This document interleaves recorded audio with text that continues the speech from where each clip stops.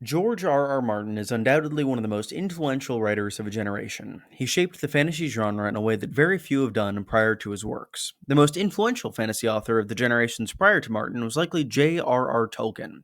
George even uses the RRs. The Lord of the Rings undoubtedly influenced Martin's frame of mind while writing The Song of Ice and Fire, and in particular, one quote from Martin continually gets thrown around in reference to the Lord of the Rings saga. Quote, "What was Aragorn's tax policy?" This quotation is intended to display Martin's focus on making his worlds realistic, lived in places with logical cause and effect. Today, I'll be examining Martin's work using his own metrics.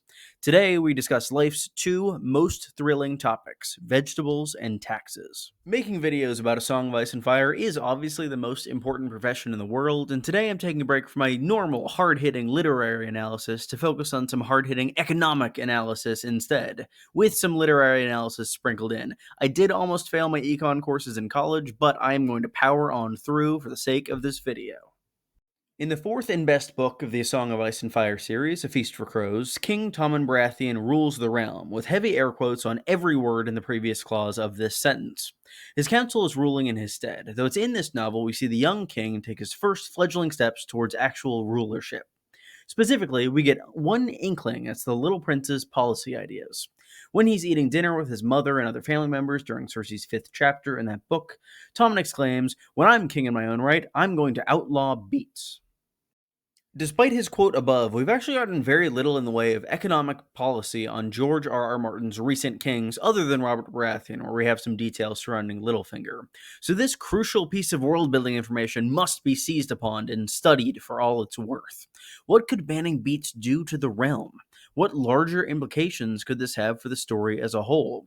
What do beets mean metaphorically? Why are the curtains blue?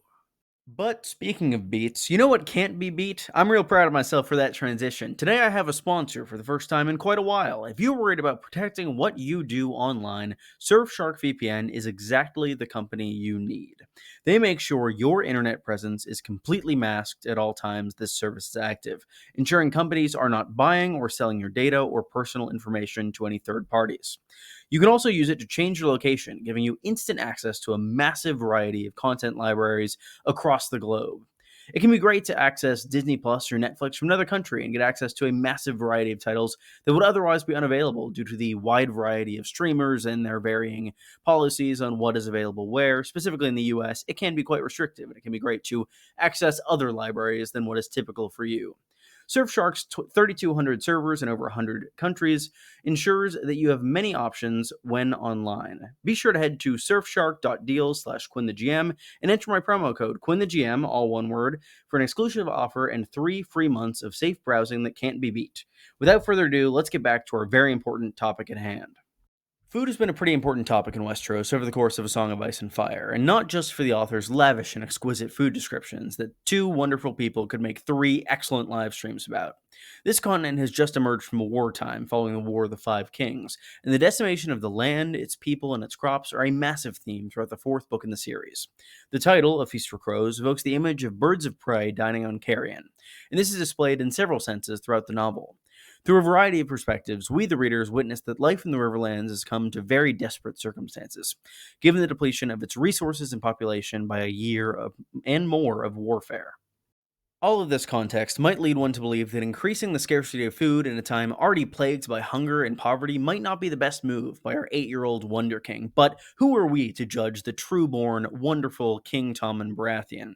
An argument could very poorly be made that this could, in some small measure, help the Westerosi economy.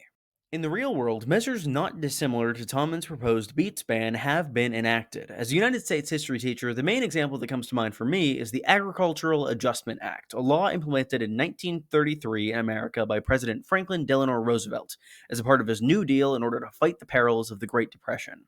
During this era, food prices were plummeting, creating poverty and starvation among farmers, as well as a mass exodus of the profession as a whole. This program was designed to increase both the scarcity and the price of food, in order to give these struggling crop workers a much-needed economic boost. That said, this program was eventually struck down by the Supreme Court for being unconstitutional in 1936. But hey, at least Tommen doesn't have to worry about any Supreme Court or checks and balances or silly stuff like that. Feudalism's great. Did this economic program work in our real world? Yeah, kinda. Bad for the everyday consumer, but pretty great for both farmers and the economy as a whole. Would it be good for Westeros, though? Probably not. Yeah, the country's recovering from an economic crisis, which wars tend to do, but it's also recovering from a humanitarian crisis, first and foremost. The economy isn't really the main concern, or it shouldn't be the main concern of any ruler right now, and cutting out an important food from your civilians' diet isn't going to go great. Would likely end in at least some form of peasant revolt, as Joffrey faced for probably lesser reasons in A Clash of Kings. Now, with the silly economics done, we can take a look at the hard hitting literary analysis of the role of Beets in the story so far.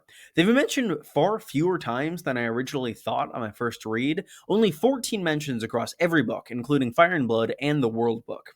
I'd expected more given the number of fantastic food descriptions on offer in the text. That said, there are some patterns that can be identified in these Beet mentions, and they may aid in identifying where the heaviest impact of Tommen's policy will fall. The main theme that I can glean from all 14 of these passages is that Martin really doesn't like beets all that much. They're primarily used as references when meals are intended to sound unappetizing, or even during very lavish meals as the worst portion. Beets are mentioned 14 times total, and 4 of those times are in the first 3 books. And strangely, all 4 of those times are related directly to House Frey. During a lavish meal, Bran sends little Walder a plate of buttered beets, because he doesn't like both the Frey boys and Beets all that much. Additionally, when describing the intentionally terrible food of the Red Wedding, Catelyn discusses Beets twice. That must be why the chapter took so long to write, as Martin has stated many times. Overall, this association between the Freys and the Beets does seem to exist in Martin's mind, at least when referring to food, and it seems he has a disdain for both the noble house and the vegetable. That said, if beets are a core crop of the twins, they may be in for a tough winter if this hardy root is outlawed by their rightful king, Tommen.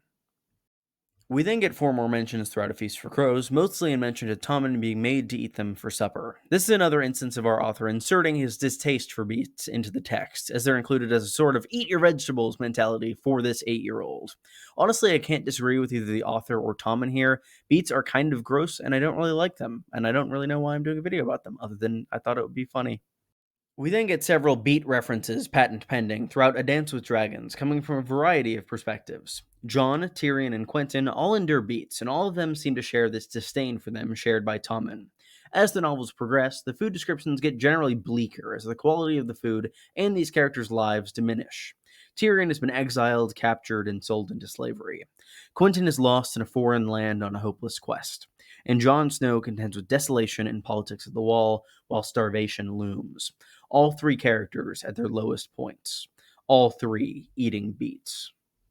Given the fact that winter is here as of the Dance with Dragons epilogue, I would expect to see more of both the hardship and the beets in the winds of winter, given these intentionally bad food descriptions. We don't know exactly how things are going to pan out in King's Landing, but unfortunately it seems unlikely that Tommen will remain in power long enough to enact his genius economic policy of banning the worst vegetable. Or who knows, with Kevin dead and Cersei about to undergo trial, maybe he'll actually get a chance to do it. Maybe that'll be the straw that breaks the camel's back and causes the nobles and peasants alike to throw in behind the one true ruler, Aegon VI Targaryen. When The Winds of Winter is released, I know for a fact it will contain at least one mention of this incredibly crucial vegetable. If I got to ask Martin a question, I think I'd just ask if he likes beets.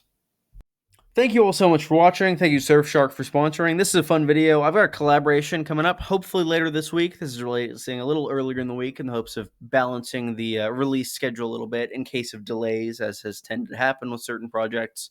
But yeah, overall, this is a ton of fun to make. It was initially an April Fool's video concept, but I'm very happy to have done it now. This is more fun than I've had scripting in quite a while, and it was fun to talk about some history topics that I don't normally get to. If you enjoyed this video, be sure to leave a like and subscribe. I'd really appreciate it, and it does really help me grow the channel. Thank you all so much for watching, and I hope you all have a great day, and I'll see you again in the near future. Goodbye.